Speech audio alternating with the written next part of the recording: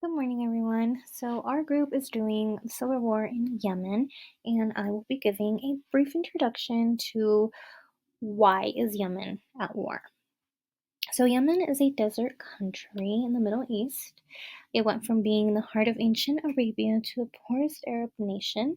The United Nations is calling this the worst humanitarian crisis in the world because Yemen is basically being torn apart by war.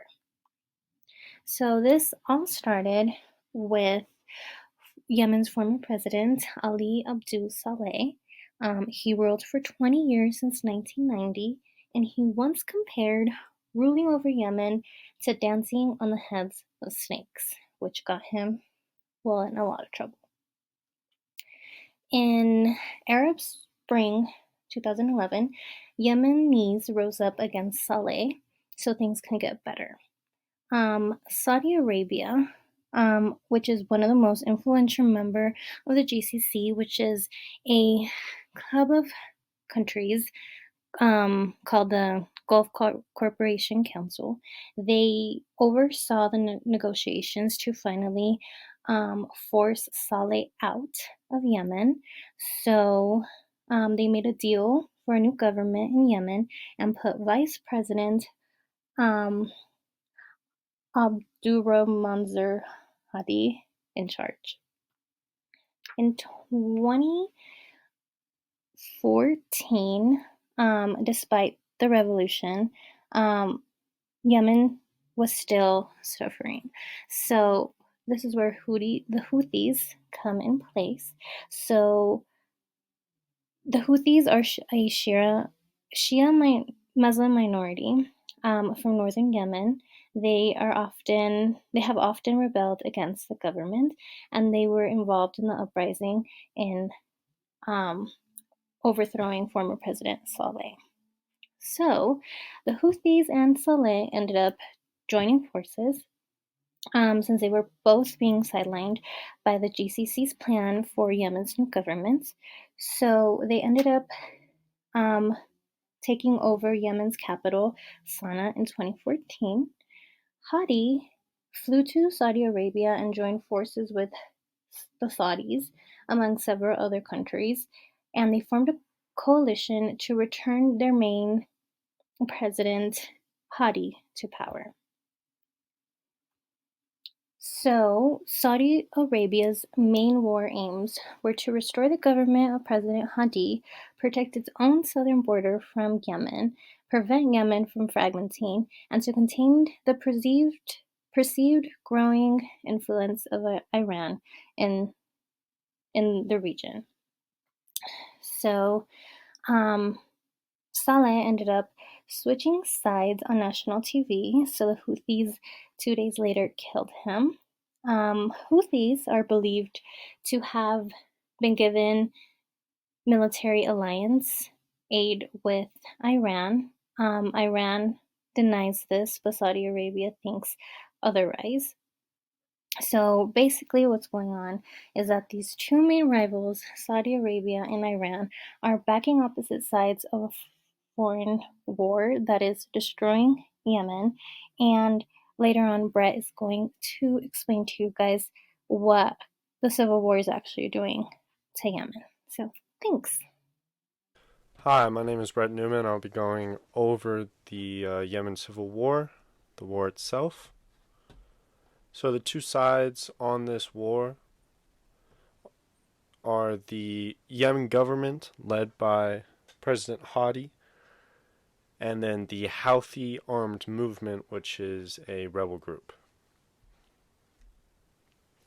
So, the alliances found on both sides for Hadi, the Yemen government. So, they have the support of the Saudi Arabian alliance. So that Saudi Arabia and all their friends come together and fund as well as contribute troops to Hadi's side. So that's Saudi Arabia, UAE, Senegal, Sudan, Morocco, Qatar.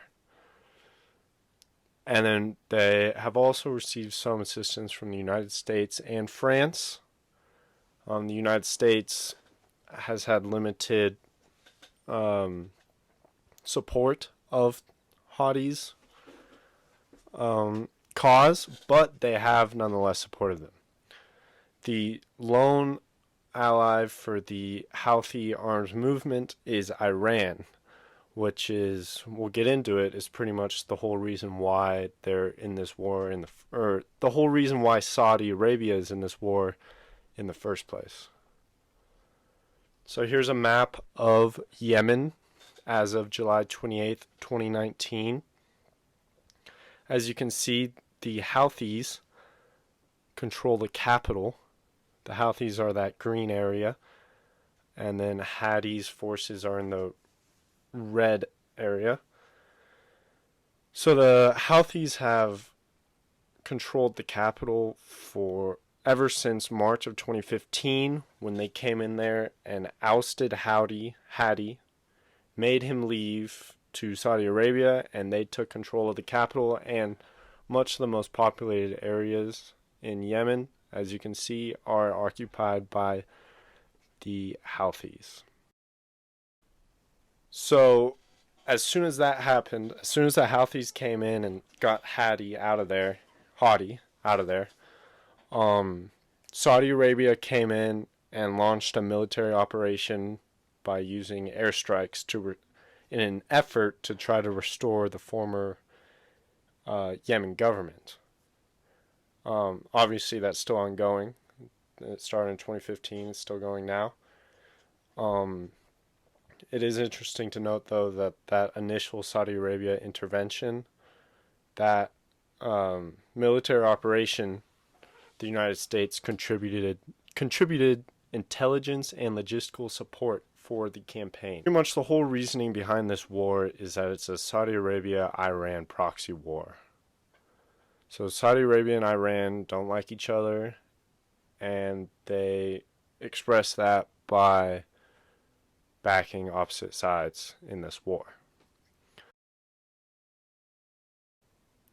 Saudi Arabia's main motivation being to combat Iranian influence in the region. Like any other war, this one caused destruction, but this war has more destruction than your average war because of Yemen itself. They have limited food that is only being more limited by the war. They have inadequate health care and sanitation, leading to disease outbreaks.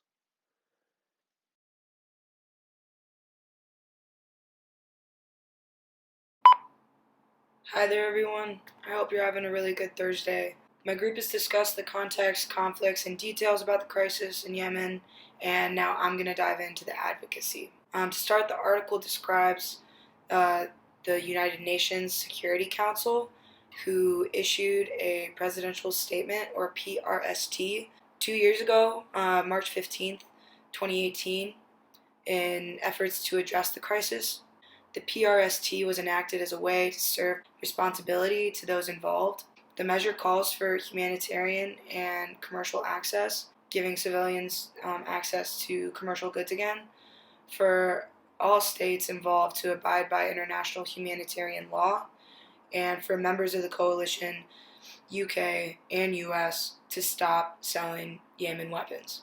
Interestingly enough, this proclamation was made with zero reporting mechanisms in place to measure the success or failure of the PRST. The International Committee of the Red Cross comes in play when a couple months ago I discovered on the American Red Cross volunteer and employee interface an activity report from August to September 2019 on the humanitarian effort in Yemen by the International Committee of the Red Cross, which is not the same thing as the American Red Cross, but think of them as like weird cousins, not the point. It detailed how the NGO is providing assistance such as healthcare, physical rehabilitation, economic security, detention and reuniting families, water provision, and protection of the civilian population.